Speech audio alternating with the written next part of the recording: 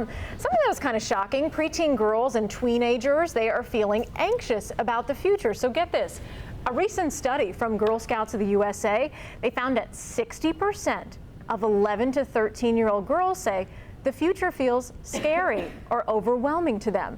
So between the hyper-digital pressure of social media, trying to figure out who they are in a post-pandemic world, they're carrying more anxiety about the future. The one good news here is they aren't just focused on filters and followers. An impressive 85% of them say they care way more about what people actually do than what they look like. So that was a nice outcome from that study. But the comparison between this year and in past years, the anxiety and the fears that they're feeling about growing up has increased. And maybe, do kids know too much?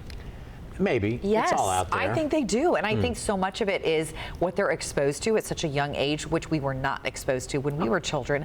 The internet is exposing them to things about adulthood that are scary. And so I kind of get it. I get where they're coming from. It could be, but one thing I do find interesting, we're watching some older shows back in the 60s and 70s right now. And I've always said, because I've written so many history books, you find out everybody worries about the same thing since the beginning of time. Back then, it was women wondering if they're ever going to have a shot to be in the workforce.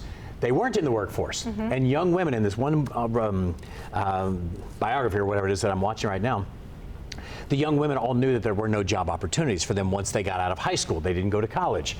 So their worry was, I don't want to just be a stay-at-home mom. I want something more. So I don't know how much added stress there is. You guys had stress when you were that age, especially as women.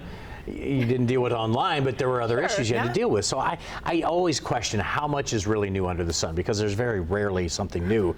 People have always had worries.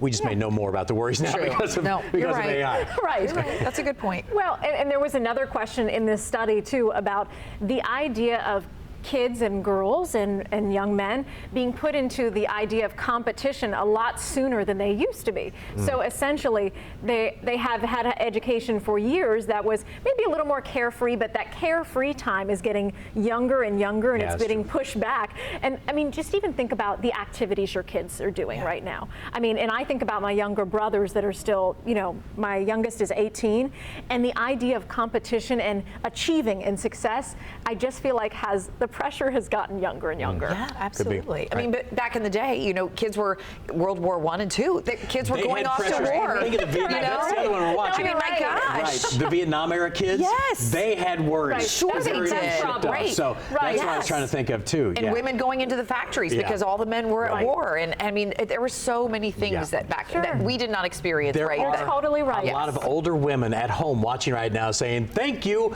I lived through that. I remember that stress. And they didn't have a study asking them, are you anxious right now, little Mary Lou? They didn't have that. I'm working in a sweatshop at age 14 because there's a war going on. Absolutely. And you're helping mom be another mom to your younger siblings. So there were stresses. Absolutely. You make us calm, John. I feel like you go, oh, we all got problems. Things never change. All right, well, let me stress you out.